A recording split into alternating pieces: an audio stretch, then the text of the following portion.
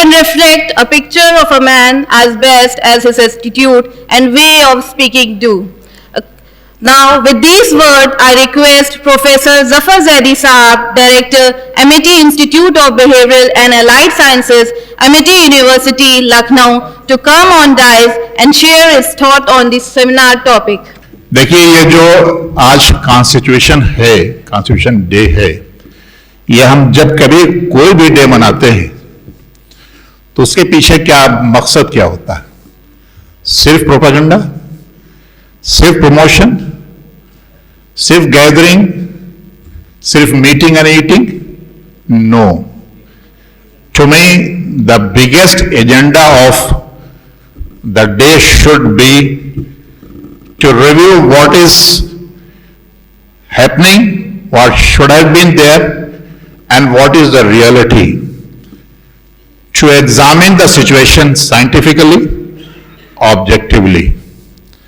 कि हमने जो कॉन्स्टिट्यूशन बनाया, जो पास किया, जो आज की तारीख में हाफ इम्प्लीमेंट हुआ, if I am not wrong, वो कितना इफेक्टिव है? यह एक बहुत बड़ा टॉपिक है. इसके लिए घंटों क्या कई दिन का seminar, delivery and experts lecture हो सकते हैं. मैं तो सिर्फ उस सेगमेंट की बात कर रहा हूं जिसके साथ मैंने अभी जैसे मैंने आप सर्च किया कि 42 साल गुजारे हैं, और जो हजरत अली के बहुत करीब था, जो इश्यूज हजरत अली के करीब था, वो है weaker section, marginal society, to be very very specific, persons with mental illness and persons with mental and their disability. You know, that has been my area of work. I work in this area, so I have seen them very, very closely.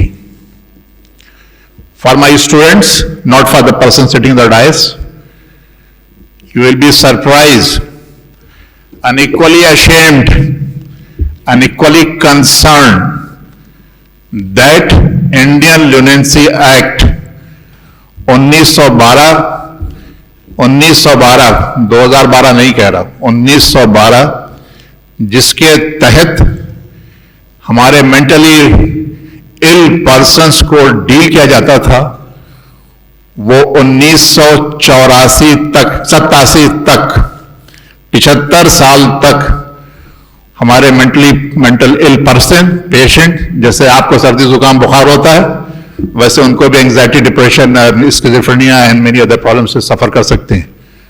उन्हें lunatic conditions में 1912 primitive, ना society develop थी, ना facilities available थी, ना लोगों की जहनियत इतनी डेवलप थी, ना बेदारी थी. उस रूल को 1987 तक लागू किया गया, जिसमें मेंटल पेशेंट को, जैसा भी हम मौजूद हैं, मेंटल पेशेंट को क्रिमिनल ल्यूनेटिक के नाम से जाना जाता था. अगर कोई मेंटल पेशेंट थोड़ा सा एग्रेसिव हो जाए, थोड़ा सा एक्साइटेड हो जाए, जो कि उसके डिजीज का एक प्रोसेस होता है जिसके लिए दवाएं अवेलेबल हैं, चूंकि वो थोड़ा सा हाई रिस्क हो जाता था, इसलिए वो ल्यूनेटिक असाइलम और ल्यूनेटिक क्रिमिनल के नाम से जाना जाता था. और उसके सारे सिविल राइट्स, सारे प्रॉपर्टी राइट्स, सारे बिजनेस राइट्स, सारे ह्यूमन राइट्स सस्पेंड हो जाते थे. हॉस्पिटल्स को, यूनिट्स को सेल कहा जाता था, जैसे कैदी रखे जाते हैं. बीच में अगर उसके घर में कोई ओकेजन है, कोई तकरीब है, तो उसको पैरोल पर छोड़ा जाता था, पैरोल के ऊपर. कैसे कि बिल्कुल वही बिहेवियर, वही ट्रीटमेंट जो एक क्रिमिनल का होता है. My concern is not before 47, ठीक है, जैसे जैसे लोगों की ज़हनियत डेवलप होती है, as society develops, law grow, this a fundamental understanding what I understand. जैसे सोसाइटी डेवलप होती है, लॉ डेवलप बनता है. पहले तो आबिल ने काबिल का कत्ल कर दिया, कोई सजा नहीं हुई, आज पेड़ काटने पर भी सजा है. क्यों? क्योंकि हम अब सिविलाइज्ड हो गए, हम डेवलप हो गए. बट माई शिकायत, my concern, my worry is that till 87 this was not considered to be a priority item. I was a member of that drafting committee. We submitted the draft in 1982, but it could be passed only in 1987. And that too absolutely ill-equipped law. There was only consent with the admission and discharge, because Leniency Act was dealing admission on the basis of magistrate orders, and the parents of the patient had to produce his child, his patient before the magistrate, before the judge, and the dates पड़ती थी और पैरवी होती थी, और उसके बाद magistrate साहब डिसाइड करते थे कि ये इसको हॉस्पिटल में रखना या नहीं रखना, and so was the concern with the reverse to that, discharge to that. However, in 1995, the Persons with Disability Act, which also deal mentally ill person, was enactment where something was introduced. Prior to that, helping a person with disability was based on charity, mercy, खौफ खुदा, concern, your money available or not available, but still it was ill-equipped, because all the provisions of Act, again I have been associated with this Act also, all the provisions reads as far as possible. The government will do this, government will do that, government will do that. It was not the compulsion on any state government or central government, as far as possible. However, luckily we signed a document in 2002, and that is known as United Nations Convention on Declaration of Rights of Persons with Disability. On that basis, we started thinking of rights of individual, which constitute 10% of our population in disability and 6.5% of population in mental illness of severe nature. Anxiety और घबराहट और उलझन तो सबको है, अगर हम उसको जोड़ेंगे तो it will amount to the 80-85%. Who can claim sitting in this hall that you would never feel घबराहट, anxiety and depression, sleeplessness?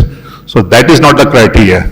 The one who is having an active symptoms, qualifying everything to be a patient, 6.5%. So for this such a big segment of the population, we did not have anything so far the rights are concerned. However, 2016 Act known as Right of Person with Disability, which include mentally ill person also. There lies some modifications, and the psychosocial model of management of persons with mental illness, management of person with disability was introduced. So what I want to say, that is the one thing that it has been implemented in such a long way, enacted rather. But now let us review the state of implementation. इसमें अमली जामा हम कितना पहना पा रहे हैं? Big question, very, very big question. Again, with my permission, with the permission of the dais, I'll just give you a very, very simple example. Person sitting over here, everyone has a human right to climb this dais. हर आदमी इस dice पर बैठ सकता है, आ सकता है, छोड़ सकता है. Visualize a person sitting on a wheelchair. Can he climb this dais? Because there is no ramp over here. And that is the provision under right of person with disability. There is no cost hardly anything. There are two ways. One could be the dais, stairs, and another could be the ramp. Never thought of it. Here is the problem. Here is the biggest problem. Our sensitivity for implementation of any act, whether it is Disability Act, Child Protection Act, this act, that act, it is individual oriented. Unfortunately, we could not develop system oriented. Individually, yes. Today I have requested, hinted, I am 100% sure that management will give second opinion to this and would construct a ramp which is not only within the human rights but within the legal issues also. Just giving a small example. We are more than 200 persons. We are speaking, we are enjoying the voice and the sentences and the things. Suppose if there is a hearing impaired person sitting over here, how I will reach him? Do we have any sign language interpreter? Do we ever thought of it? No. These are the sensitivity which every law, any law needs to implement. Hazrat Ali, as the topic is associated to that, if you analyze his lifestyle, his way of living, his writing, his letters, it is nothing but the two points on which the nucleus of his entire life is justice and equality. Equality का मतलब ये नहीं है कि जो आदमी कुछ काम ना करे उसको भी उतना ही पैसा मिल जाए जितना कि पैसा मेहनत करने वाले को है. इक्वलिटी का उनका कभी ये मैसेज नहीं था, जहां तक मैं समझ सका हूं. जस्टिस का मतलब ये होता है कि एक मजदूर को उसकी मजदूरी, उसका पसीना सूखने से पहले अदा कर दो. Which he has said like that. Justice का मतलब ये होता है कि जब उन्होंने अपने कातिल को दूध का प्याला भेजा, ये कह के भेजा कि जितना मुझे तकलीफ है उससे कम इसको तकलीफ नहीं होगी, मुझे जिस्मानी तकलीफ से ज़हनी तकलीफ होगी. He must be guilt ridden. Justice उसे कहते हैं, इक्वालिटी उसे कहते हैं जब वो अपने गुलाम को अपने से बेहतर कपड़ा पहनाता था, on the protects, on the reason कि तुम अभी जवान हो, तुम्हारी ख्वाहिशात, तुम्हारी जरूरत मुझसे ज्यादा है. Social resources, economical resources, financial resources का ये आलम था. मशहूर रवायत है कि एक बार वो अपने दफ्तर में बैठे हुए कुछ काम कर रहे थे. एक शख्स आया, उसने कहा कि सर आप मौला आपसे एक मदद चाहते, मेरी एक मसला है, उसे सॉल्व कर दीजिए. उन्होंने पूछा मसला सरकारी है कि तुम्हारा पर्सनल है? उनका नहीं, मेरा पर्सनल है. उन्होंने फौरन गए, लाइट जो जल रही थी उसको गुल किया, अपना चिराग जलाया, उससे बात की, सोल्यूशन दिया. बाद में उसने पूछा कि इसके क्या वजह थी कि आपने जो लाइट जल रही थी उसको बुझा दिया और नया लाइट ला दिया. उन्होंने कहा जो पहले लाइट जल रही थी, मैं सरकारी काम कर रहा था, वो पब्लिक के पैसे की लाइट थी, वो रिसोर्सेस थी, और ये तुम्हारा पर्सनल मामला है, ये हमारा तुम्हारा है, इसमें सिर्फ उसी रिसोर्सेस को इस्तेमाल करना चाहिए जो तुम्हारा है. पब्लिक एडमिनिस्ट्रेशन में resources, equality, concern, faith, humanity is everything if you go through his literature and the letter which he has written, and I am happy that the letter has been kept here also, to Maliki Ashtar, his governor of Egypt, when he was appointed, with the instrument of appointment letter, he gave advice to him. I have no time because many speakers are there. 14 points which can be considered as the guideline for humanity. 14 points only. I have no time to read. I brought this 14 points, but it is available in your file. It's available on the internet also. Please go through. Particularly who are planning to go in the public administration, public service, public domain, must see. Thank you very much once again. आपने मुझे बुलाया. ये मेरा न तो domain है न मेरा ये टॉपिक है, फिर भी चंद जुमलों में आपसे बात करनी चाहिए. शुक्रिया. डॉक्टर इशरत साहब 5 मिनट इस पर कुछ बोलना चाहते हैं इस मौके पर। बहुत कम वक्त में आपके साथ शेयर करना चाहता हूं विद दिस कंटेक्स्ट कि what is the relevance with the human rights of Hazrat Ali. All of the students of mostly of them are of law, they are aware कि what is human right, and even then,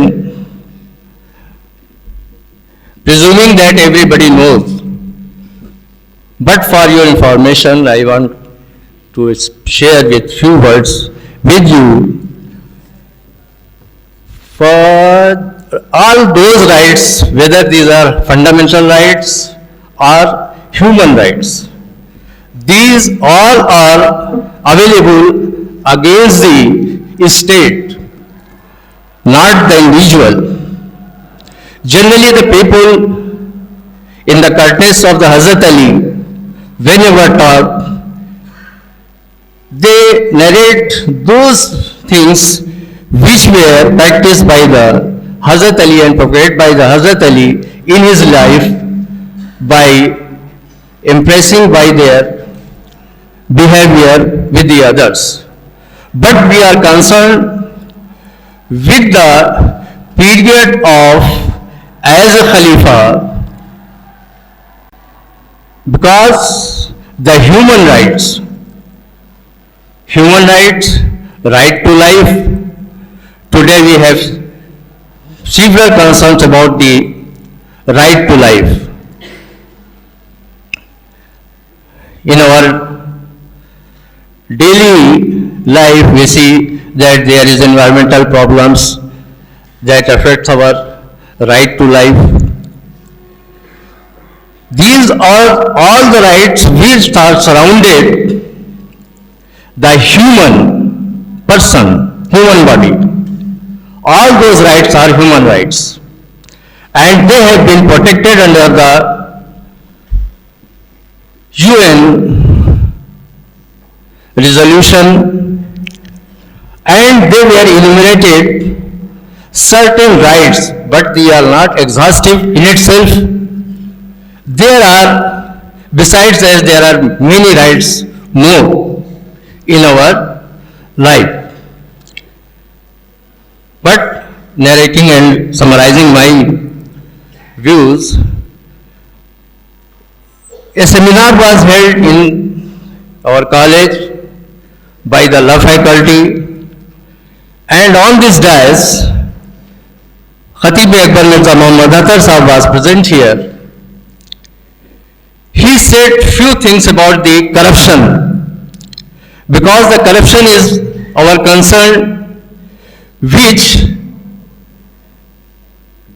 in several ways affects our legal rights and justice. उन्होंने बताया कि ये जो law है, जबकि वो law के स्टूडेंट नहीं थे, वो मजहबी थे, लेकिन उन्होंने जो कानून की और जो विधि की आपके सामने परिभाषा दी, उसी को मैं बात रख के आपके सामने अपनी बात खत्म करूंगा। उन्होंने कहा कि ये कानून ऐसी चीज है कि जो दुधारी तलवार है, double edged weapon, sword. At the same time, by the same law, you can do justice, and by utilizing the provisions of the same law, there may be miscarriage of justice. So what is the reason why this is so? इसके पीछे reason क्या है कि जब कानून एक है तो कभी जस्टिस हो रहा है, कभी नहीं हो रहा है। इसके बारे में हम कैसे सोचें? तो खतीब अकबर ने कहा कि इसको पहचानने के लिए इसका जवाब आपको किताबों में नहीं मिलेगा। अगर आप चाहें कि जूरिस्प्रूडेंस में आप इसका जवाब ढूंढ लें तो शायद जूरिस्प्रूडेंस में आपको नहीं मिलेगा। लीगल ल्यूमिनरीज यहां पे मौजूद हैं, ऑनरेबल जजेस ऑफ द हाई कोर्ट, ये इस बात की तायीद करेंगे कि जस्टिस जो है, हमेशा लॉ जो है जस्टिस को प्रिवेल नहीं करता। अगर प्रिवेल करता होता तो ये करेक्शनल जो सिस्टम हमारे यहाँ है, हम आपके लिए एक्सप्लेन करने की, करेक्शनल क्या है कि मान लीजिए किसी कोर्ट से कोई हारा, जो जजमेंट डिटर है वो आगे अपनी अपील में जाता है, तो ये सिस्टम न बनाया गया होता। जस्टिस वो है कि जहां पर एडजुडिकेशन के बाद फुल सेटिस्फैक्शन हो। अगर if there is dissatisfaction with the judgement or disgust in the parties, that means the justice has yet not been done. बिल्कुल साफ बात है कि जस्टिस उसके साथ नहीं किया गया। तो खतीब अकबर ने कहा कि इसको हम पहचाने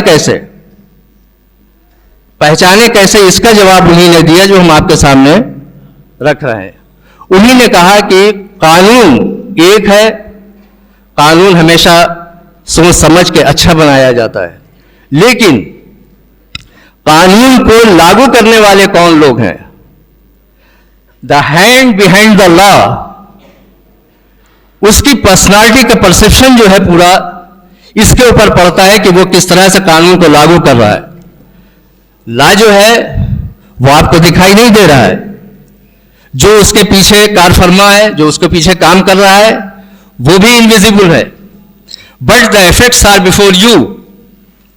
तो ऐसी सूरत में ये समझने के लिए हजरत अली अलैहिस्सलाम का एक call I would like to connect this my words with this seminar कि what is the contribution of the Hazrat Ali. तो इसमें यह है कि उन्हीं ने कहा कि अगर अच्छा आदमी है, उसके लिए कहा उन्हीं ने, जजेस का उन्हीं ने एग्जाम्पल रखा था कि जजेस must be highly salaried by the state, and the other thing, whenever the जजेस are being appointed, the one point should always be kept before their appointment as a जज, they must be daring, there must be impartial, and they must have such a exemplary character which can be assessed and visualized by the antecedents of a person who is being to be appointed as the judge of the court. ये उन्हीं का जो खतीब अकबर का जिस था कहने का, वो मैंने आपको रखा सामने। ना वो मेरे पास अल्फाज है, ना वो सलाहियत है। Now I request Professor Abbas Ali Mehndi Saab, former Vice Chancellor, Era Medical University, Lucknow.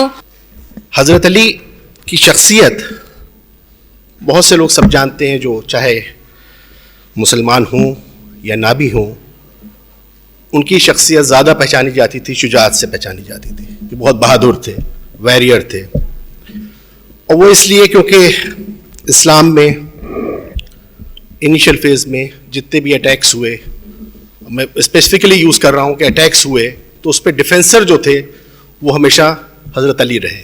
वो ऑपरेसर नहीं थे, डिफेंसर थे। He always use to defend the Muslim during the initial period of spread of Islam. तो इसलिए उनको warrior के तौर पर जाना जाता है, मगर वो आलिम भी बहुत बड़े थे। और साथ में जिस वक्त ज़ाहिरी खिलाफत उनको मिली, 4 साल 9 महीने करीब उन्होंने खिलाफत की, उस पीरियड में जो उनके सरमन्स हैं, उनके जो डिसीशंस हैं, वो आज भी कोट किए जाते हैं, आज भी याद किए जाते हैं। मगर हज़रत अली की शख्सियत को मैं जो कहता हूँ कि वो ठीक है, शुजा थे, बहादुर थे, आलिम थे, जुरिस्ट थे, वो सब थे, मगर वो जो कुछ भी करते थे, इसको बहुत गौर से सुनिएगा, कि वो अपनी अना से नहीं करते थे, वो अपनी प्रेस्टीज के लिए नहीं करते थे, वो उसकी रजा के लिए करते थे, वो अल्लाह की रजा के लिए, उसकी मंशा के लिए करते थे। और इसीलिए वो हमेशा हर अमल में कामयाब होते रहे कि उन्होंने कोई काम, कोई अमल अपनी अना के लिए नहीं किया। जो अनफॉर्चुनेटली आज हम लोग सब कहते हैं कि हज़रत अली के फॉलोअर्स हैं, हम अपनी अना के लिए सब चीज़ करते हैं, मगर उन्होंने कभी कोई चीज अपनी अना के लिए नहीं की, सिर्फ और सिर्फ अल्लाह की रजा के लिए की। और यही उनका सबसे बड़ा कैरेक्टर था, चाहे वो वॉरियर के तौर पे आए हों, चाहे वो आलिम के तौर पे आए हों, चाहे वो जूडिस्ट के तौर पे आए हों। जिस भी अमल में देखें कि हजरत अली की शख्सियत एक डिफरेंट कैरेक्टर है, एक डिफरेंट कैलिबर है। वो एक इंसान थे, मगर एक डिफरेंट इंसान थे। और वो सिर्फ इसलिए थे कि वो जो भी अमल करते थे वो रसूल को फॉलो करते हुए करते थे और अल्लाह की मर्जी से करते थे, इसीलिए हर मौके पे वो कामयाब होते थे। दो चार बातें इसमें कहूंगा मैं, क्योंकि ये हजरत अली के और ह्यूमन राइट्स के ऊपर इसको जो प्रोग्राम है ऑर्गेनाइज किया गया है। कोफी अन्नान जो सेक्रेटरी जनरल थे यूनाइटेड नेशंस के, उन्होंने 2002 में अरब नेशंस को एक चिट्ठी लिखी और उसमें कहा कि आप लोग बहुत कामयाब होंगे अगर आप हजरत अली का जो खत उन्होंने मालिक अश्तर को, जब वो इजिप्ट के गवर्नर थे, लिखा, उसके कुछ पॉइंट्स को फॉलो कीजिए। और हजरत अली का हमेशा अपने गवर्नर्स को जो चिट्ठी लिखते थे या जो उनको हिदायत देते थे, उसमें दो ही चीजें रहती थी कि तुम्हारे जो अंडर में लोग हैं वो दो तरह के लोग हैं। एक तो वो है जो तुम्हारे ब्रदर इन फेथ है, जो मुसलमान है, और दूसरे वो हैं जो ब्रदर्स इन ह्यूमैनिटी हैं, जो ह्यूमन बींग्स है, चाहे वो क्रिश्चियंस हो या ज्यूज हो, वो भी ह्यूमन बींग्स हैं और सब में इक्वलिटी रहना चाहिए। And that is what is the major concern of any person who is ruling a nation or a country or a governance, whatever is doing, कि एक जस्टिस होना चाहिए। हजरत अली एक बार कहीं जा रहे थे, बाजार में देखा उन्होंने कि एक यहूदी भीख मांग रहा है। उन्होंने कहा ये कैसे? फौरन उन्होंने हुक्म दिया कि इसको मकान दिया जाए और इसको इसके फैमिली के हिसाब से पैसा बैतुल माल से दिया जाए ताकि ये अपने स्टेटस के हिसाब से जी सके। किसी ने कहा मौला ये तो यहूदी है, मुसलमान नहीं है। तो उन्होंने कहा क्या हुआ, इंसान तो है। तो ये एक जो जस्टिस का पैमाना था।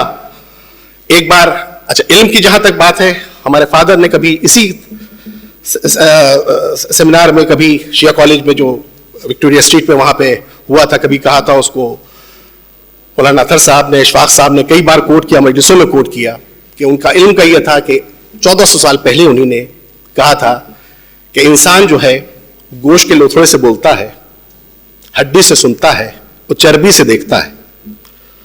तो गोश्त के लोथड़े से बोलता है, ठीक है, जबान से बोलता है तो गोश्त है, समझ में आती है बात।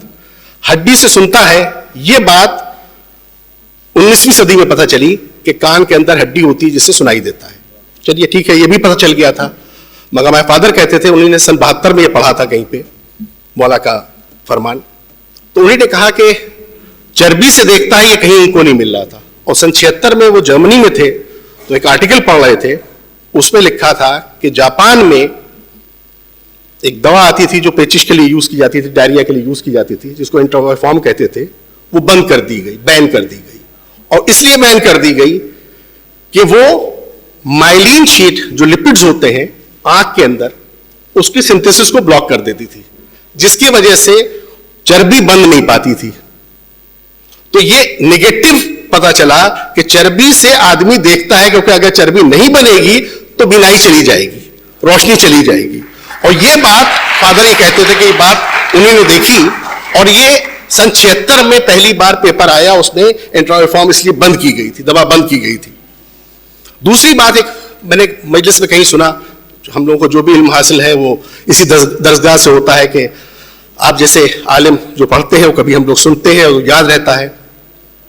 कहीं मैंने मजलिस में सुना कि हजरत अली ने एक बार फैसला दिया कि दो औरतें थीं, एक के बेटा एक के बेटी, और दोनों लड़ रही थी बेटा हमारा है, बराबर के बच्चे थे। पता करना बड़ा मुश्किल था, जेनेटिक टेस्ट आज जैसे डीएनए टेस्टिंग हो जाती है, उस वक्त वो जो नहीं अवेलेबल था। मौला ने एक बहुत सिंपल सा सलूशन निकाला उसका उन्होंने कहा कि दोनों का ब्रेस्ट मिल्क सेम क्वांटिटी में ले लो, एक प्याली में दोनों का ब्रेस्ट मिल्क ले लो, उसको वे करो, तौलो, जिसका ज्यादा है उसका बेटा है, जिसका वजन ज्यादा है उसका बेटा है, और फैसला दिया उसके ऊपर। अच्छा, ये मजलिस में मैंने सुना और मुझे तशवीश रही कि भी कैसे बात है। मैं बायोकेमिस्ट्री का आदमी हूं, न्यूट्रिशन भी पढ़ाया जाता है उसमें, मगर मेरे जहन में ये बात नहीं आ रही थी। मैंने भी उसको पढ़ना शुरू किया तो देखा कि यूनिवर्सिटी ऑफ हार्वर्ड में पहली बार 2007 में, कब? 2007 में एक लेडी ने रिसर्च की और पाया कि मेल ऑफस्प्रिंग होता है और फीमेल ऑफस्प्रिंग होता है तो दूध की कंसंट्रेशन बदल जाता है। जब मेल ऑफस्प्रिंग पैदा होता है तो जिस्म में हार्मोन ऐसे सीक्रेट होते हैं कि जिससे प्रोटीन का कंसंट्रेशन बढ़ जाता है और वो 3.5 गुना बढ़ जाता है।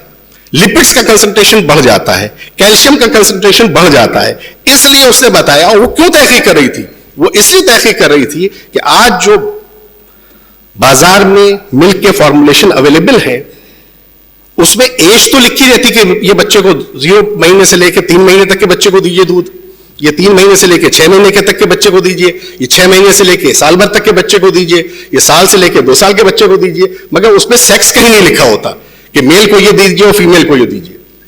तो उसने देखा कि जो मेल्स हैं अगर वो पैदा होते हैं तो मां के दूध में लिपिड्स और प्रोटीन का कंसंट्रेशन 3.5 गुना ज्यादा होता है। और तब से इसके ऊपर रिसर्च चल रही है और अभी 2019 तक का मैंने पेपर देखा है कि जिसमें लंदन से पेपर छपा है, उन्होंने बाकायदा पूरा उसमें अमाइनो एसिड कंसंट्रेशन तक देख लिया है। और अब यह कहा जा रहा है कि फॉर्मुलेशन दूध के ऐसे बनाए जाएं जो मेल्स के लिए अलग हो, फीमेल्स के लिए अलग हो, क्योंकि उनको कंसंट्रेशन ज्यादा जरूरत है। और हजरत अली ने कब ये बात कही थी? आज से 1400 साल पहले कही थी बात। ये किसी को इल्म ही नहीं था। मैं बायोकेमिस्ट्री का और मैंने कई लोगों से जिक्र किया कि मौला अली का मैंने ये कॉल सुना है, ये उनका डिसीजन सुना है और मुझे नहीं हो रहा था, तो किसी को नहीं मालूम है ये बात। पीडियाट्रिशियन, बड़े बड़े न्यूट्रिशनिस्ट हैं, उनको ये बात आज के डेट में नहीं मालूम है, अपडेटेड नहीं है। मगर आज कम से कम मैंने 50 पेपर देखे हैं कि जिसके अंदर ये काम हो रहा है और ये साबित किया जा रहा है जो मौला अली का फरमान आज से, जिसके बेसिस पर उन्होंने अपना जस्टिस का डिसीजन लिया था। उनको उस वक्त ये इल्म था।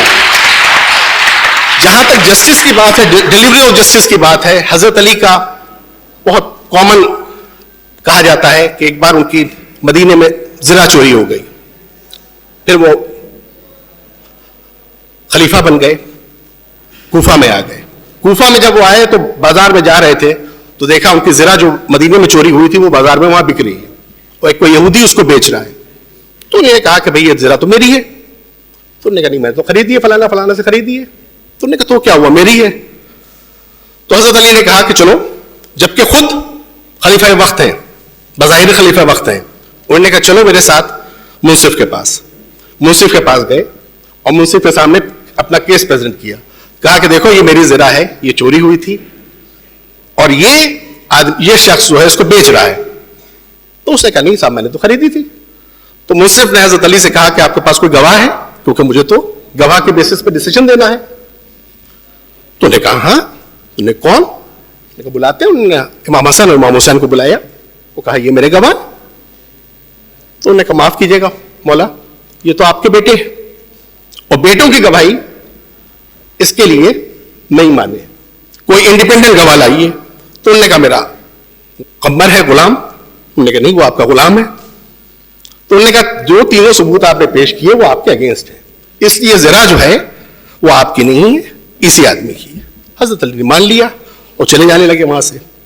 यहूदी जो था वो इतना मुतासिर हुआ, उसने कहा खलीफा वक्त वो अपना केस लाके मुंसिफ पास लाता है, प्रेजेंट करता है, डिफेंड करता है, हार जाता है, मान जाता है और चला जाता है। ये कौन सा खलीफा है, ये कौन सा खलीफा है, ये कौन सा मजहब है? और उसने इमीडिएटली इस्लाम कबूल किया। तो ये थी हजरत अली की शख्सियत कि वो न सिर्फ के जस्टिस देते थे बल्कि उसको फॉलो करते थे, उस पर कायल रहते थे, कायम रहते थे, मानते थे। आज हम जरूर कहते हैं इक्वलिटी होना चाहिए, फ्रीडम ऑफ स्पीच होना चाहिए। हजरत अली के खिलाफ कितने लोग उनके दौर के दौरान खारिजाइज जो थे वो गाली बकते थे उनको। हजरत अली ने कभी किसी को कत्ल नहीं किया इस बात पे। उन्होंने कहा इनको फ्रीडम है, इनको आजादी है, ये कह सकते हैं। जब तक इनके खिलाफ कोई कार्रवाई नहीं होगी, जब तक ये किसी को नुकसान नहीं पहुंचाते। हां, खारिजाइट्स ने बसरा के गवर्नर को मारा, तब हजरत अली ने उन पर अटैक किया, कत्ल किया उनको। मगर जब तक कि उन्हें कोई गलत काम नहीं किया, सिर्फ कहते रहे, तो फ्रीडम ऑफ स्पीच हम कहते हैं। आज के दिन में हमारे अंदर टॉलरेंस कहां है? आज हम कॉन्स्टिट्यूशन की बात करते हैं, हमारे अंदर टॉलरेंस कहां रह गया है? मगर हजरत अली ने आज से 1400 साल पहले टॉलरेंस की बात कही थी, इक्वलिटी की बात की थी, फ्रीडम ऑफ एक्सप्रेशन की बात कही थी। वो सारी चीजें आज हम अडॉप्ट जरूर करते हैं, बट अनफॉर्चुनेटली फॉलो नहीं करते। हजरत अली के बहुत सारे फैसले हैं जो ह्यूमन राइट्स के ऊपर है, इक्वलिटी के ऊपर है, और हमेशा उन्होंने इसी के ऊपर एम्फेसाइज किया और जो गवर्नेंस अपनी दी, जो एक मिसाल है कि आज 2002 में 1400 साल बाद कोफी अन्नान जो सेक्रेटरी जनरल यूनाइटेड नेशंस के थे, उनको मानना पड़ी, और उनको ताकीद मुसलमानों को उन्हीं के खलीफा, उन्हीं के इमाम की बात याद दिलाना पड़ी कि तुम उनको फॉलो करो तो कोई परेशानी में नहीं पड़ोगे। ये थे हजरत अली। और इसलिए मैं हजरत अली के सिलसिले में जो ये सेमिनार का इनेकाद किया गया है, मैं बहुत बहुत मुबारकबाद दूंगा आप सबको, आज के दिन की भी और इस बात की भी कि हजरत अली एंड ह्यूमन राइट्स पे आपने इसको ऑर्गेनाइज किया। बहुत बहुत शुक्रिया। जिनके किरदार से आती हो सदाकत की महक, उनकी तासीर से पत्थर भी पिघल सकते हैं। मैं इस शेर के साथ मोहतरम जनाब एस अब्बास मुर्तजा शमसी साहब, मैनेजिंग कमेटी शिया पीजी कॉलेज से गुजारिश करती हूं कि वो डाइस पर आएं और अपने ख्यालात का इजहार करें। देखिए क्या है ये जो हमारा, चाहे राइट ऑफ इक्वलिटी हो, चाहे राइट ऑफ फ्रीडम हो, चाहे राइट अगेंस्ट एक्सप्लॉयटेशन हो, चाहे right of freedom of religion हो, चाहे कल्चरल एंड एजुकेशन राइट हो, चाहे राइट ऑफ कॉन्स्टिट्यूशनल रेमेडी हो, चाहे राइट ऑफ फूड हो, चाहे राइट ऑफ इंफॉर्मेशन हो, तमाम जितने इंफॉर्मेशन है, इसके पस मंजर जो सबसे बड़ी बात यह है कि ये याद कीजिए कि जब हम पैदा हुए हैं तो हिंदुस्तान की आजादी के बाद पैदा हुए हैं। हमने वो अंग्रेजों के जुल्म को नहीं देखा। इंसान जो बोल भी नहीं सकता था अंग्रेजों के सामने, उसे बोलने से पहले उसको इतने कोड़े पड़ते थे कि अपनी बात को, अपनी तकलीफ को कुछ कह भी नहीं सकता था हुकूमत के सामने। वो हुकूमत हमारे पहले 1947 की पहले थी। हमें कोई इक्वलिटी नहीं थी। सबको पता है कि महात्मा गांधी जी को ट्रेन से बाहर फेंक दिया गया था। वो अलग बात है कि उसको साउथ अफ्रीका में उनको किया था, लेकिन सिर्फ इसलिए कि यहां पर Indians and dogs are not allowed. Hindustan की 1947 के पहले आप सोचें कि हिंदुस्तान की क्या पोजीशन थी। न हिंदुस्तान के अंदर इक्वलिटी थी, न हिंदुस्तान के अंदर रिलीजन्स को हमारा आसानी से अपने तरह से मना सकते थे, न हिंदुस्तान के अंदर हमें बोलने की आजादी थी। लेकिन जब 1947 में देश आजाद हुआ तो जिन लोगों ने इसमें कानून बनाया, जो भी कॉन्स्टिट्यूशनल असेंबली में थे, हमारे एस खान साहब और कमलेश्वर नाथ जी यहां बैठे हैं, वो ज्यादा हमसे बेहतर जानते हैं, लेकिन उनके दिल में वो दर्द था, उनके दिल में वो बातें थी, क्योंकि उन लोगों ने हिंदुस्तान को आजाद कराने में बहुत बड़ा अपना रोल अदा किया था।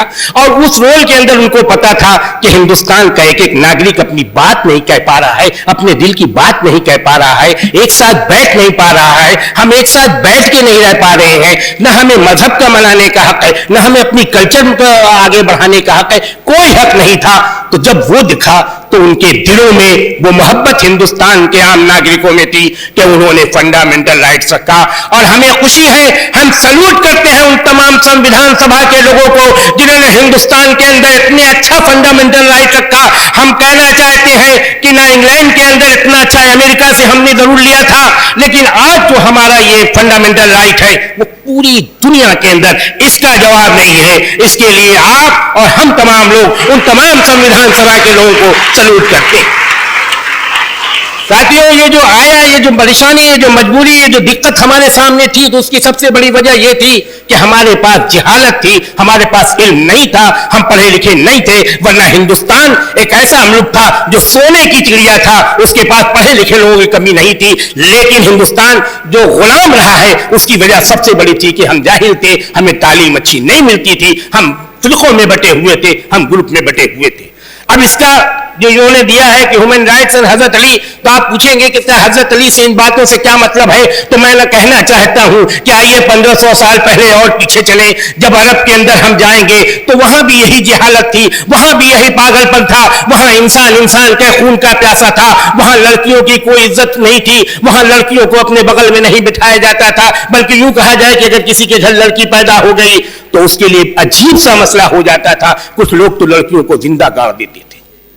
आप सोचिए, अगर अरब के बारे में वो आप सोचेंगे जहां इक्वलिटी नाम की चीज नहीं, जहां मजहब कुछ नहीं, जहां किसी का कोई जीने का अंदाज नहीं, ऐसे वक्त में मोहम्मद मुस्तफा सल्लल्लाहु अलैहि वसल्लम ने जब अरब के अंदर उन्होंने पैर रखा तो जो सबसे बड़ी बात उन्होंने की वो अपनी सदाकत जगाई, अपनी सच्चाई से 40 साल तक उन्होंने पूरे अरब के लोगों को अपनी तरफ खींचा। और उसके बाद जो उन्होंने राइट ऑफ इक्वलिटी का मैसेज दिया, उन्होंने जो मैसेज दिया वो राइट अगेंस्ट एक्सप्लॉयटेशन का था, उन्होंने जो मैसेज दिया वो right of freedom of religion का था, और उन्होंने जो मैसेज दिया था वो कल्चरल एजुकेशन रेमेडी का था, उन्होंने दिया था फूड का, राइट ऑफ फूड और राइट ऑफ इंफॉर्मेशन। यही वजह है हम इसके अंदर हजरत अली के है। जो सबसे बड़ी बात यह है कि वहां उस वक्त जो जहालत थी जिसकी वजह से एक दूसरे को लोग समझ नहीं रहे थे, उस जहालत के अंदर जब मोहम्मद मुस्तफा सल्लल्लाहु अलैहि वसल्लम ने कहा अना मदीनतुल इल्म व अली बाबुहा, मैं इल्म का शहर हूं और अली उसके दरवाजा हैं, इसमें कोई शक नहीं। तो उन्होंने एक ऐसे मजहब को दिया, एक ऐसे उसको दिया जिसने समानता का अधिकार दिया। एक ही सफ में खड़े हो गए महमूद आयात, न कोई बंदा रहा और न कोई बंदा नवाज। आज इस्लाम के वो तमाम उसूल जो हैं वो हिंदुस्तान के अंदर ही नहीं बल्कि दुनिया के अंदर हजरत अली के वो तमाम अक़वाल, रसूलुल्लाह सल्लल्लाहु अलैहि वसल्लम के वो तमाम अक़वाल आज दुनिया के अंदर उसी तरह से फैले हैं कि जिसे लगता है कि अगर बंधुत्व का, भाईचारे का कोई मिसाल दी जा सकती है तो वो इस्लाम के अंदर है। और मैं फिर कहता हूं कि वो इस्लाम के ये ऐसा नहीं है, ये सब नेचुरल बातें। हम ये नहीं कहते कि हिंदू मजहब में ये बातें नहीं है। हर मजहब का जो सार है वो यही है कि राइट ऑफ इक्वलिटी होनी चाहिए सबको, रिलीजन का लकुम दीनुकुम वलिय दीन, तुम्हारा दीन तुम्हारे साथ, हमारा दीन हमारे साथ, ये इस्लाम की बातें हैं। ये तब बातें बताती हैं कि फ्रीडम होना चाहिए रिलीजन के लिए, आज़ादी बोलने की होनी चाहिए, लेकिन उतनी ही आज़ादी होनी चाहिए कि उससे किसी का दिल न दुखे। मैं कहना चाहता हूं, इसमें कोई दो राय नहीं। मेरे प्यारे बच्चों, तुम शिया कॉलेज के स्टूडेंट हो और मैं ठीक कहूंगा कि हजरत अली और 12 मासूमीन 14 मासूमीन के नाम पर यह कॉलेज है, शिया नाम से कॉलेज है, तालीम का कॉलेज है। कोई भी दिक्कत किसी भी तरह की कॉलेज के अंदर, पढ़ाई के अंदर कहीं भी किसी भी रुकावट, कोई भी बात आती है तो तुम्हें कॉलेज का नाम रोशन करना है। हमें उम्मीद है कि यहां बैठे हुए जितने स्टूडेंट हैं यही कल अयूब खान साहब की जगह पर बैठ करके फैसला करेंगे हिंदुस्तान की तस्वीर और तकदीर कैसी बने, ये आप फैसला करने जा रहे हैं। कमलेश्वर नाथ साहब की तरह से आप कल ये फैसला करने जा रहे हैं कि हिंदुस्तान कैसे चले। ये तमाम सीट पर जब आप वकालत की कुर्सी पर चले, जब आप बैठे तो इस कॉलेज का भी नाम रोशन करें, अपना भी नाम रोशन करें। और फिर मैं आखिरी बात कहते हुए अपनी बात खत्म करता हूं कि इसमें कोई शक नहीं कि हिंदुस्तान, जैसा अभी पूर्णिमा जी ने कहा था, सागर जी ने, हमारी ड्यूटी भी कुछ होती है। हमारी पहली ड्यूटी है कि हम हिंदुस्तान के इस तिरंगे झंडे को, जो बड़ी मुश्किल से हमारे हाथ में आया है, हम इसको जितना बुलंद कर सकते हैं उतना बुलंद करें। हम इसको आसमान की ऊंचाई तक लेके जाए। और ये आज संकल्प लें, आज कॉन्स्टिट्यूशन डे है, 26 नवंबर 1949 को, आज ही के दिन संविधान सभा के इस कॉन्स्टिट्यूशन को हमने अपने पार्लियामेंट में स्वीकार किया था। हमारा संकल्प होना चाहिए, क्योंकि सेमिनार होते रहेंगे, जाते रहेंगे, अगर हम कोई संकल्प न ले पाए तो मेरे ख्याल से कोई फायदा नहीं है। मेरे प्यारे बच्चों, आज तुम संकल्प लो कि हम हिंदुस्तान के तिरंगे झंडे को कभी गिरने नहीं देंगे और हिंदुस्तान के कॉन्स्टिट्यूशन के ऊपर जिस तरह से बंद करके हम अमल करेंगे और हिंदुस्तान के कॉन्स्टिट्यूशन के ऊपर कभी भी आंच नहीं आने देंगे। अगर ये संकल्प आपने पूरा किया तो हमें उम्मीद है कि शिया डिग्री कॉलेज का, हसनैन साहब का, हमारे यासूर साहब का, हमारे नकवी साहब का, हमारे कमलेश्वर नाथ साहब का और हमारे यसू खान साहब का, जफर अली मेहंदी साहब का और तमाम जितने भी हमारे VIP आए हैं, उनका आना यहाँ सफल हो जाएगा। बहुत बहुत धन्यवाद, शुक्रिया। वो आए घर में हमारे खुदा की कुदरत है, कभी हम उनको कभी अपने घर को देखते हैं। Now I request our guest of honor, Honorable Justice Kamleshwar Nath Saab, former judge, Allahabad High Court, to come on dais and express his views on the seminar topic. देखिए, कॉन्स्टिट्यूशन तो बुनियादी आइन है किसी भी देश का। सरकार कैसे चलेगी, लोगों का डेवलपमेंट कैसे होगा, एग्जीक्यूटिव कैसे चलेगी, जुडिशरी कैसे चलेगी, इस सब का एक बेसिक स्ट्रक्चर कॉन्स्टिट्यूशन में बनता है। आपको मैं, मालूम होगा आपको भी, लेकिन बताता हूँ मैं। जब USA का कॉन्स्टिट्यूशन बना तो उन्होंने इंग्लैंड से अपना कता ताल्लुक़ किया और ये कहा कि हमें कुछ बुनियादी हुकूक इस तरह से महफूज कर देने चाहिए कि कभी भी उन हुकूक में कोई ज़द ना आने पाए, कोई कमी न होने पाए, कोई अथॉरिटी उसको घटा न पाए। इसलिए USA के कॉन्स्टिट्यूशन में basic rights, fundamental rights, human rights वगैरह सब रखे गए। और इसका एक कारण जो प्रेसिडेंट जेफरसन थे, उन्होंने कहा कि देखिए, एग्जीक्यूटिव तो तमाम काम करती है, गलतियां भी होती हैं, कभी गलतियां जानबूझकर होती हैं, तो हमारा निशाना एग्जीक्यूटिव पर तो है ही, लेकिन उससे ज़्यादा हमारा निशान लेजिस्लेचर पर है। क्यों? इसलिए कि लेजिस्लेचर के जो हुकूक हैं वो ऐसे हैं कि बहुत ही टेक्निकल हो सकते हैं। उनके वर्ड्स बताता हूं मैं आपको। उन्होंने कहा, लिखा, the object of my jealousy is not the executive, but the primary object is the tyranny of the legislatures. Brute majority शब्द आप लोगों ने सुना है, पढ़ा है कि भी कोई हाउस में अगर ब्रूट मेजॉरिटी है, जो चाहे कानून बना ले, जो चाहे रद्द कर दे। इसलिए फंडामेंटल राइट्स को हमेशा के लिए महफूज करने का इरादा रखते हुए प्रेसिडेंट जेफरसन ने कहा कि हम ये फंडामेंटल राइट बनाते हैं, ये कभी काटे नहीं जाएंगे। हमारे कॉन्स्टिट्यूशन में आया, फंडामेंटल राइट्स बने। इसके पीछे, इसके बीच हमारे कॉन्स्टिट्यूशन के बनने से पहले दूसरी वर्ल्ड युद्ध, विश्व युद्ध समाप्त होने के पश्चात यूनाइटेड नेशंस बनी, विश्व में शांति की खोज के लिए। और उन्होंने, असेंबली ने 1948 में universal declaration of human rights adopt किया। उसको इंडिया भी सिग्नेटरी है उसका, और उसमें उन्होंने जो फंडामेंटल राइट्स हैं, ह्यूमन राइट्स हैं, उनका जिक्र किया।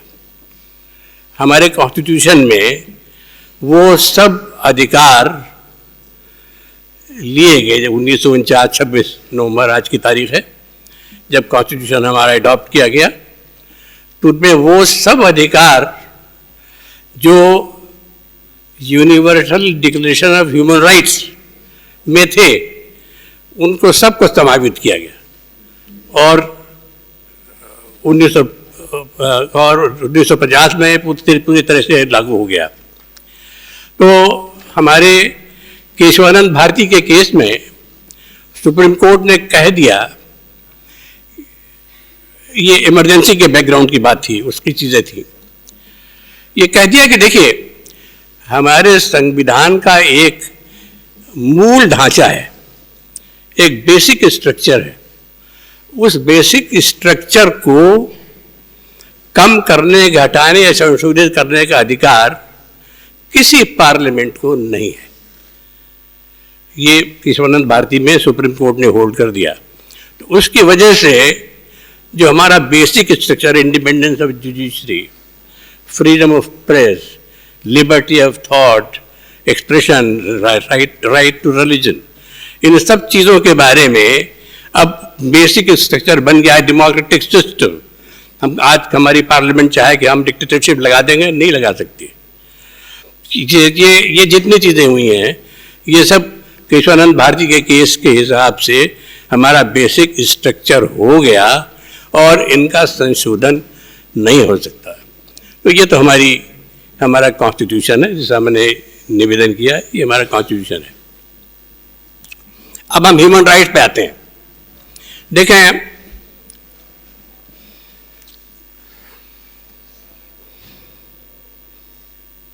मैं आपको बहुत पुराना शेर गालिब का बताता हूं, सबने सुना है, सबको मालूम है। बस की दुश्वार है हर बात का आसान होना, बस की दुश्वार है हर काम का आसान होना, आदमी को भी मुयस्सर नहीं इंसान होना, आदमी को भी मुयस्सर नहीं इंसान होना। लेकिन वो जब एज थी, जिस जमाने में गालिब साहब थे, तो कहा यह गया था कि बस की दुश्वार है, कोशिश करें ठीक हो जाएगा। दुश्वार है, मुश्किल है, बस की दुश्वार है हर काम का आसान होना, आदमी के लिए मुयस्सर नहीं इंसान होना। लेकिन कालांतर में हम क्या देख रहे हैं? आपस के झगड़े, तमाम किस्म की फसाद और नफरतें जो समाज में फैलाई गई, फैलती रहीं, उनकी वजह से हमारे ताने बाने में जो मजबूती आनी चाहिए वो नहीं आई और आदमी का मिजाज बहुत कड़वा हो गया। तो हमारे फिराक साहब ने फरमाया, तूने उल्टे हैं नकाब, तूने उल्टे हैं नकाब, ऐ गमे दौरा कितने, तूने उल्टे हैं नकाब, ऐ गमे दौरा कितने, आदमी कितने नजर आए हैं, इंसान कितने, आदमी कितने नजर आए हैं, इंसान कितने। तो हमारे प्रेम्बल में भी इस बात की समानता का जिक्र हुआ है कि सब समान है, सब में इक्वालिटी लाने का एक पूरा प्रयास हमारे कॉन्स्टिट्यूशन से है। उसके बाद एक कहा गया कि एक यूनिवर्सल डिक्लेरेशन में कहा गया कि ह्यूमन फैमिली कॉन्सेप्ट है कि पूरा विश्व है, एक परिवार है। इस परिवार के अंदर खुशी और आपस में परस्पर समझदारी की आवश्यकता है। तो उसमें आपको ध्यान होगा, कई दफ़े आपको बहुत से पॉलिटिकल लीडर्स के एड्रेसेस में सुनने में आता होगा, हम कहते हैं वसुधैव कुटुंबकम, वसुधैव पूरी धरती जो है एक कुटुंब है। वो हमारे ह्यूमन डिक्लेरेशन से, हमारे कॉन्स्टिट्यूशन में है। उसके बाद एक जगह कहा गया है डिक्लेरेशन में, all born are free, all are born free, equal in dignity and rights. अब इसका जवाब हमारे कॉन्स्टिट्यूशन के आर्टिकल 14 में है, इक्वालिटी का है कॉन्सेप्ट उसके अंदर है। आर्टिकल 15 में है नॉन डिस्क्रिमिनेशन, किसी प्रकार का विभेद नहीं है on the basis of caste, religion और प्लेस और race, whatever it is, कोई विभेद नहीं होगा। ये हमारे आर्टिकल 15 में है। और उसके बाद मूल अधिकार, फंडामेंटल राइट्स के पूरे चैप्टर में मौजूद हैं, वो सब दिए हुए हैं। उसके बाद डिक्लेरेशन में आया है right to life, liberty, security and of person. इसका इंतजाम हमारे आर्टिकल 21 में कॉन्स्टिट्यूशन के, 21 में है, 19 में तमाम फ्रीडम्स हमारी लिखी हुई हैं, इस किस्म के हमारे कॉन्स्टिट्यूशन में है। तो और बहुत बड़ा कॉन्स्टिट्यूशन है, बहुत से राइट्स हैं, धार्मिक राइट्स हैं, अपने अपने इंस्टीट्यूशन से रखे जा सकते हैं, आपने रखा हुआ है इंस्टीट्यूशन आर्टिकल 25 के अंतर्गत। और जितनी सेक्स हैं, मतलब यह है कि एक कंपोजिट सोसाइटी बनाने का कॉन्सेप्ट हमारे कॉन्स्टिट्यूशन में है, जो कि एक दूसरे के साथ प्यार और प्रेम के साथ रहें और राष्ट्र को आगे बढ़ा के ले चलें, पर्सनालिटी लोगों की बढ़ती जाए। ये बात हो गई ह्यूमन राइट्स की। अब हजरत अली साहब के बारे में तो मुझे कुछ मालूम नहीं है। मैंने तो इनफैक्ट असलियत तो ये है, मैंने कोई धर्म ग्रंथ किसी धर्म का नहीं पढ़ा। हिंदू धर्म का भी कोई धर्म ग्रंथ मैंने नहीं पढ़ा है। कुरान भी नहीं पढ़ी है, बाइबल भी नहीं पढ़ी है, गुरु ग्रंथ साहब को भी नहीं है, कहीं किसी कोई धर्म हमने कभी नहीं पढ़ा। जरूरत नहीं पड़ी, पढ़ा नहीं, लेकिन जरूरत पढ़ने पर उनका संदर्भ देखा जरूर है। तो कभी कभी देखा है, कहीं संदर्भ उसका है, उसका निकाला है। अभी 2 दफे जिक्र आया रंजन गोगोई केस का, हमारे ब्रदर एस.यू. खान साहब के जजमेंट का, उसके सिलसिले में काफ़ी देखना पड़ा आपको, कुरान शरीफ को भी देखा है। लेकिन मेरा कहना यह है, जरूरत इस बात की नहीं है कि हम धर्म ग्रंथों का अध्ययन करें। जरूरत इस बात की है कि जो नियम प्रकृति ने दिए हुए हैं और उसको हमारे बड़े बड़े लोगों ने, जिनमें हमारे अली साहब भी हैं, उन्हें रिकग्नाइज किया है और कहा है, उनको हम अपने जीवन में उतारें, उनको हम फॉलो करें। देखिए, एक जो मुझको पेपर मिला था, एक चिट्ठी भेजी थी आपने मेरे पास। मैंने कहा था, जब मुझे मालूम हुआ कि सब्जेक्ट ये है, तो मैंने कहा भाई देखिए, मैं बिल्कुल नालायक हूँ, ये सब्जेक्ट में बिल्कुल नहीं बोल सकता, मुझे मालूम नहीं। अली साहब मुझे हजरत अली साहब मुझे कुछ मालूम नहीं है, उनके फलसफे के बारे में बिल्कुल ही नहीं मालूम है, उनके बारे में भी मुझे कुछ मालूम है नहीं। तो आपने कृपापूर्वक एक पत्र मेरे पास भेजा, जो हजरत अली साहब ने चिट्ठी लिखा इजिप्ट के किंग को, कि और वो नसीहत दी कि आप ये करें, वैसा करें, वैसा करें। वो चिट्ठी में जल्दी जल्दी से निकला, मैंने देखा हुआ है। उसमें देखें, जो उनका पहला वाक्य जो है, वो आप सुन लीजिए क्या है। कमाल का वाक्य, मैं कहता हूँ इतना ही काफी है, हर शख्स के लिए इतना ही काफी है। और अभी हमारे मित्र ने कहा कि सेवा, ल्यूनेसी एक्ट में सेवा करी, डिसेबिलिटीज पर्सन सेवा करी, जो गरीब हैं, जो इंडेंट है, उनकी सेवा करी। बहुत अच्छी बात, यही सब है, यही से निकलता है। देखिए क्या कहा उन्होंने, The fact is that the public speak well of only those who do good. जो अच्छा काम करते हैं उन्हीं को लोग याद रखते हैं, उन्हीं को लोग फॉलो करते हैं। मैं कहता हूं इतना काफी है भाई साहब।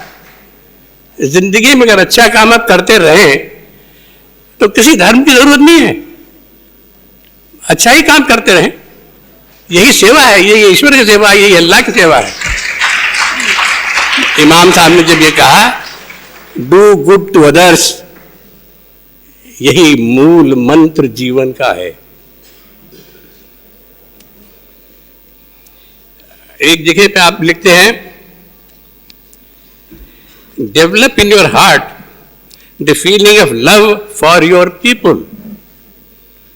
क्या प्रेम, प्यार दूसरों के लिए। कबीर जी ने कहा ना, कबीर जी ने कहा,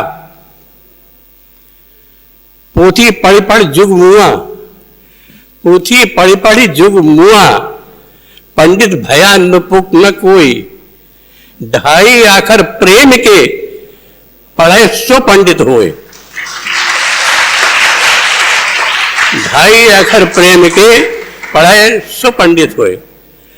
और इस मैं परिभाषा इस प्रेम की नहीं कर सकता, क्योंकि जो प्रेम ये है, ये प्रेम केवल मात्र ईश्वर से या आपस में लोगों से नहीं है, ये प्राणी मात्र से प्रेम का आइडिया इसके अंदर है। हर शख्स से प्रेम होना चाहिए, हर जीव से प्रेम होना चाहिए। मदद कर सकते हो तो आप करें, सूखते हुए पेड़ में पानी दे दें वो भी प्रेम है, सूखते हुए पेड़ में आप पानी दे दें वो भी प्रेम है। ये प्रेम है जो कि जीवन को जीवित रखता है।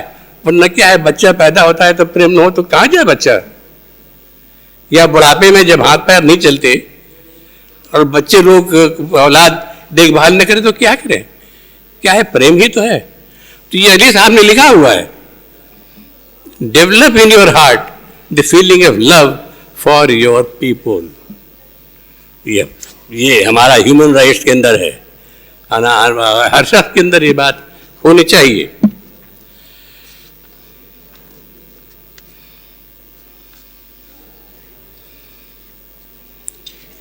एक जगह उन्होंने लिखा, let your mind respect through your actions the rights of God and the rights of man. जो क्रिश्चियंस में जो प्रार्थना करवाते हैं उसमें मैन एंड गॉड दोनों को साथ मिला के बात करते हैं।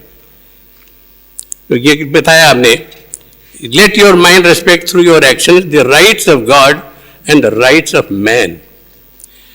Persuade your companions and relations to do likewise, for otherwise you will be doing injustice to yourself and injustice to humanity. उन्होंने ह्यूमैनिटी का जिक्र किया। अभी मैंने 2 मिनट पहले आपसे ह्यूमैनिटी का जिक्र किया था कि ह्यूमैनिटी पूरा विश्व एक फैमिली है। डिक्लेरेशन ह्यूमन राइट्स में इट इज वन फैमिली। हमारा शास्त्र होता है वसुधैव कुटुंबकम, the earth is one family. तो हजरत इमाम अली साहब ने भी यही बात कही कि देखिए, इनजस्टिस आपके द्वारा ह्यूमैनिटी को इनजस्टिस नहीं होना चाहिए। Maintain justice administration, justice in administration. हाँ, एक भी देखिए कि बड़ा कमाल की बात लिखी हुई है। कहते हैं देखिए, keep at a distance one who peers into the weaknesses of others. दूसरों की कमजोरी क्यों ढूंढते हो भाई? वीक ये दिखा रहा हूं, देखिए ना, कीप एट ए डिस्टेंस, दूर रखो ऐसे लोगों को who peer into the weaknesses of others. दूसरों की कमजोरी की जो तलाश करते रहते हैं उनको दूर रखिए। तो ये जरूरी है इस बात को, क्या फायदा क्या है अगर हम किसी के बारे में अच्छा कहें, अच्छा सोचें और अच्छा बताएं दूसरों को, एक खुशी है। अगर बुरा ही करते रहेंगे तो हम कहेंगे जी ये आदमी बुरा है, ये सोचता बहुत बुरा है। हमने फॉलो किया, इमाम साहब कह रहे हैं।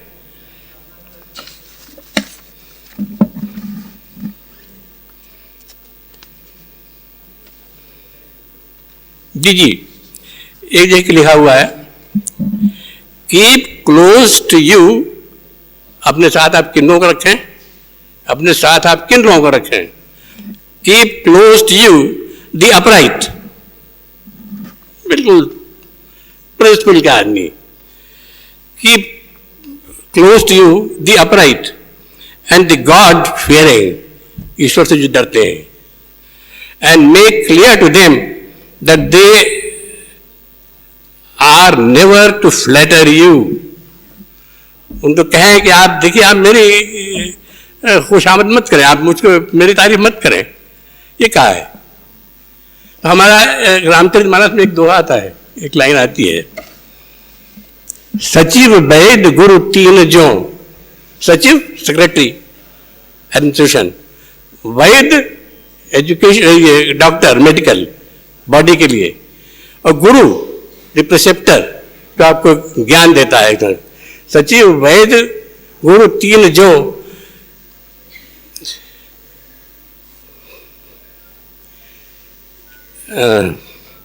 सचिव वैद्य गुरु तीन जो, प्रिय बोले भय आस।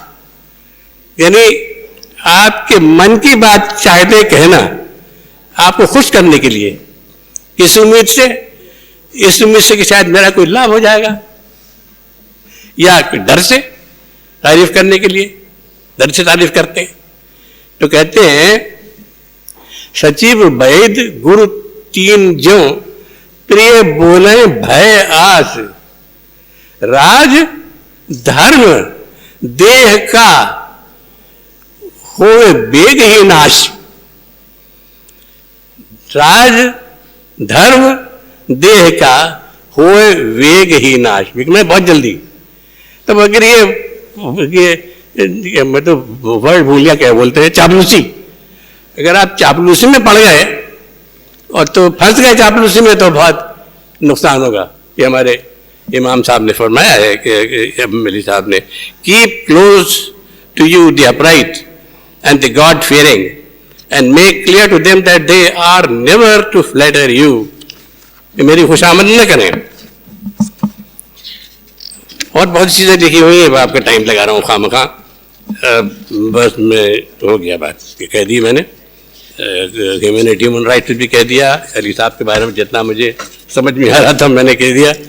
और मैं उम्मीद करता हूँ एक चीज़ ज़रूर मुझे ज़रूर खटकी,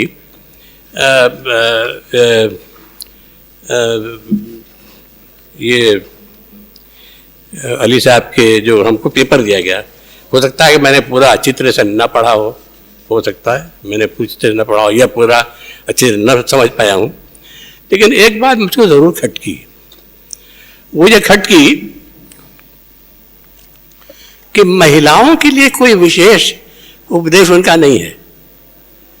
महिलाओं के अधिकार क्या हों पुरुषों के मुकाबले में, या क्या जिम्मेदारियां पुरुषों की हैं महिलाओं के प्रति, क्या करना चाहिए, ये इस चिट्ठी में नहीं है।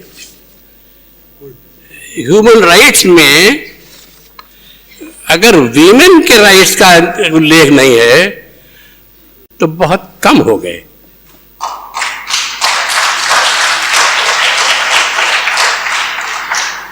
ये हमारे व्यक्तित्व का 50% है वुमन। हम लोग अपने अर्थशास्त्र में तो कहते हैं कि हमारी अर्धांगिनी है, मेरी पत्नी मेरी अर्धांगिनी है, मेरे देह का आधा भाग है, अर्धांगिनी है।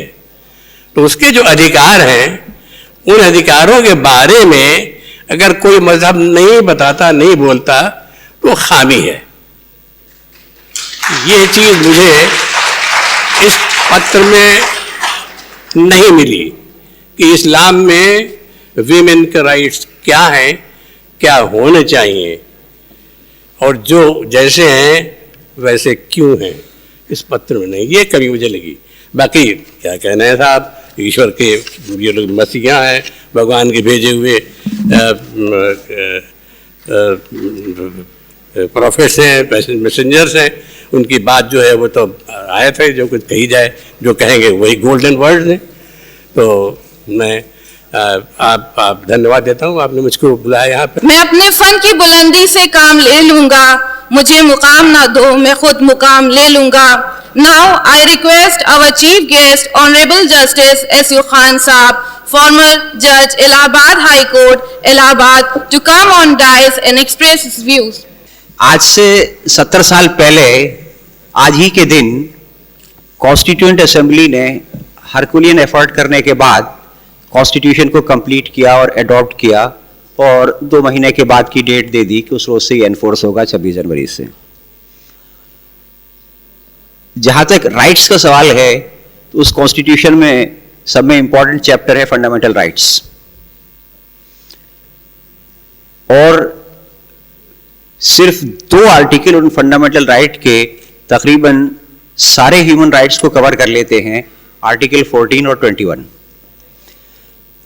आर्टिकल 14 इक्वालिटी की बात करता है, आर्टिकल 21 राइट टू लाइफ की बात करता है, और राइट टू लाइफ को बाद में सुप्रीम कोर्ट ने रिफाइन किया कि life does not mean animal life, it means human life, dignified life.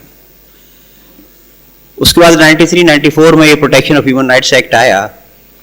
तो इनफैक्ट सारे ह्यूमन राइट्स जो हैं वो इन्हीं दोनों आर्टिकल से फ्लो करते हैं, इनके एक्सटेंशन है, इनके रेमिफिकेशंस हैं, और जो इंडिया का उस वक्त स्टेटस था इमीडिएटली बिफोर इंडिपेंडेंस, उसके कंपैरिजन में ये एक जायंट लीप फॉरवर्ड था कॉन्स्टिट्यूशन और खास तौर से उसमें ह्यूमन राइट्स का।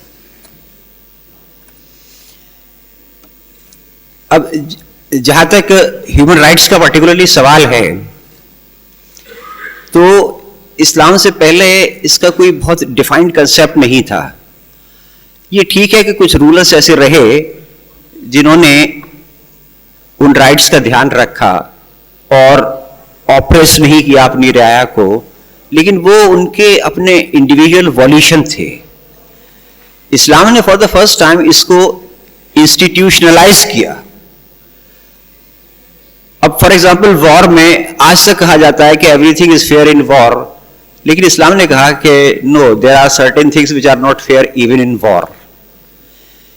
स्लेव्स के राइट्स के बारे में इस्लाम ने पहली दफा प्रिंसिपल्स ले डाउन किए। इस्लाम पर एक ये बहुत बड़ा क्रिटिसिज्म है कि इसने स्लेवरी को एट वंस एबॉलिश नहीं किया। तो जहां तक एडवांस एनफोर्समेंट का सवाल है, तो मेरे ख्याल में सिवाय वहदानियत के और कोई चीज ऐसी नहीं है जो कि इस्लाम ने एडवांस एनफोर्स की हो। इवन जो वाइन को प्रोहिबिट किया है वो भी स्टेजेस में किया है। और जहां तक स्लेवरी का सवाल है, तो पहली बात तो यह है कि स्लेव्स को राइट दिए गए, और दूसरी बात यह है कि इसको बहुत ज्यादा डिस्करेज किया गया। तो बहुत क्लियर इंडिकेशन थे कि this is something which God does not like, but in view of the circumstances prevailing at that time, it was not suddenly abolished, but there were very, very clear indications that it ought to be demolished, और कुछ decades या कुछ century के बाद ये demolish हुई। So these were the principles of Islam, and Hazrat Ali was a champion of Islamic principles. आखिर में कमलेश्वर नाथ जी ने जो उनकी लेडीज के राइट्स की बात करी है, तो जो कंडक्ट कर रही हैं उन्होंने कहा कि मेरी पीएचडी सी पे है, वो कमलेश्वर नाथ जी को देंगी। मैं इस सिलसिले में सिर्फ आपको एक बात बताना चाहता हूं कि जहां तक प्रिंसिपल्स का सवाल है तो दे आर वेरी गुड, लेकिन मेन चीज ये है कि whether those principles are followed और नॉट। जैसे पहले स्पीकर ने कहा कि आदमी की जो ड्यूटीज हैं पर्टिकुलरली इस्लाम में, उसको दो हिस्सों में डिवाइड किया जा सकता है, duty towards God and a duty towards human beings, fellow citizens.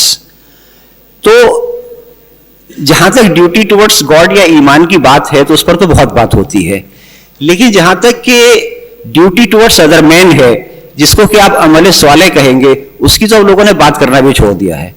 Quran में जहां भी ईमान का जिक्र है, mostly that is coupled with good conduct, आमिनु वामिलु स्वालिहात, दोनों को सेपरेट नहीं किया गया है। तो जहां तक कि उसका सवाल है, तो we are decidedly lacking in that. आखिर में मैं सिर्फ आपको एक छोटा सा किस्सा या लतीफा के लिए वो सुनाऊंगा लेडीज के राइट्स पर। पता नहीं किस्सा सही है या नहीं, बहरहाल मैंने कहीं पढ़ा है कि इकबाल से एक मौलाना ने कहा कि भाई आप इस्लामी शायरी करते हैं और इतना आपको लोगों में असर है और सब कुछ है, और आप दाढ़ी नहीं रखते। तो इकबाल ने उनसे कहा कि साहब, इस्लाम में तो बाप की जायदाद में बेटी का भी हिस्सा है, और आपने अपने डिसीज्ड फादर की प्रॉपर्टी में अपनी बहनों को हिस्सा दिया नहीं है। आप अपनी बहनों को हिस्सा दे दिए, मैं दाढ़ी रख लूंगा। ना उन्होंने अपनी बहनों को हिस्सा दिया, ना इकबाल ने दाढ़ी रखी। तो basic thing is that principles are all right, but the question is that whether those principles are being followed और not.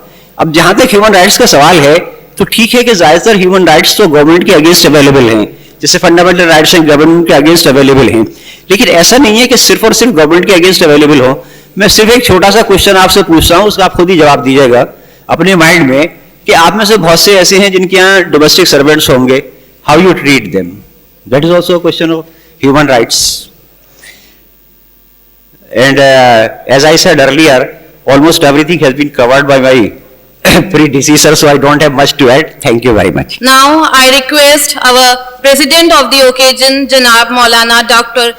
Yasub Abbas Saab, Senior Member, Board of Trustees, Shia PG College, Secretary Majlis Ulema, Spokesperson, All India Shia Personal Law Board. हजरत अली अलैहिस्सलाम ने जमीनों के लिए वसीयत की,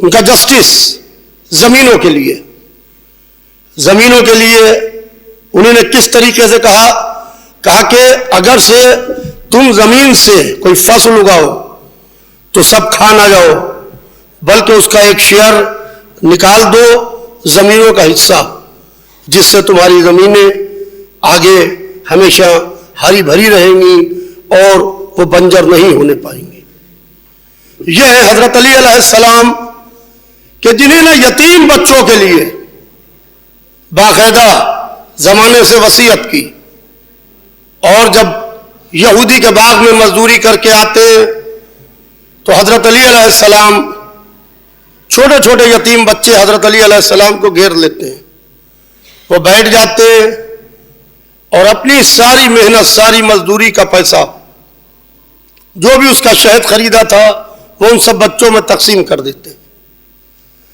फिर उन बच्चों के लिए वसीयत करते हैं कि अगर से किसी का बच्चा यतीम हो तो तुम अपने बच्चे को प्यार न करना, इसलिए कि उसके दिल में एहसास यतीमी ताज़ा होगा। ये देखिए कितनी छोटी छोटी सी चीज़ें। हज़रत अली अलैहिस्सलाम ने अपनी मुख्तसर सी दौरे हुकूमत में, जो बहुत मुख्तसर सा पीरियड था हज़रत अली अलैहिस्सलाम की हुकूमत का, उन्होंने बाकायदा चैलेंज किया कि मेरे दौरे हुकूमत में किसी एक शख्स को लेके आओ जिसके पेट में रोटी ना हो, जिसके तन पर लिबास ना हो, जिसके सर पर छत ना हो। ये बेसिक जरूरत है आज की, रोटी, कपड़ा और मकान। आदमी रोटी के लिए मेहनत करता है, कपड़ा और मकान के लिए। हुकूमतें इसी पर बनती और बिगड़ती रहती हैं, मगर किसी हुकूमत करने वाले ने यह नहीं कहा कि एक ऐसे शख्स को लेके आओ कि जिसके पेट में रोटी ना हो, जिसके तन पर लिबास ना हो, जिसके सर पर छत ना हो। जमाना हजरत अली के सामने लश्कर और तलवारें तो ले आया, मगर एक भूखे को ना ला सका।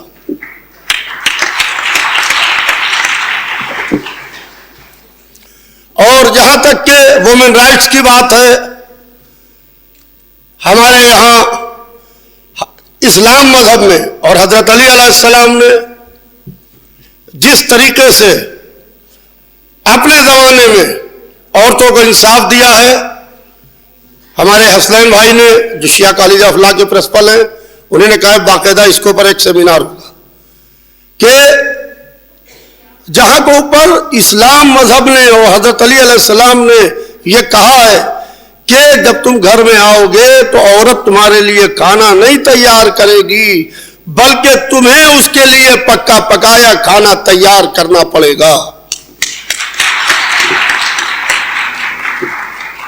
यह तुम्हारी ड्यूटी है कि तुम औरत को पक्का पकाया खाना।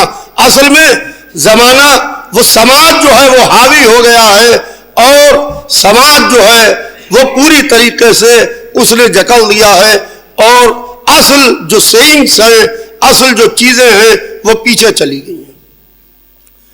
प्रॉफिट ऑफ इस्लाम जिस वक्त अपनी बेटी के घर में आते हैं तो पहले रुक के इजाजत लेते हैं, फिर घर में दाखिल होते हैं। क्या कोई बाप बेटी के घर में इजाजत लेके घर में जाता है? यह है इस्लाम की टीचिंग। और जब उनकी बेटी आती है तो खुद खड़े होते हैं उनकी ताजीम के लिए। ये इस्लाम में औरतों को हुकूक दिए गए हैं और हजरत अली अलैहिस्सलाम ने। लिहाजा मैं अपनी बात को बहुत तूल न देते हुए, मुख्तसर करते हुए, फिर एक दफा आए हुए आप तमाम हजरात का तहे दिल से शुक्रिया अदा करता हूं।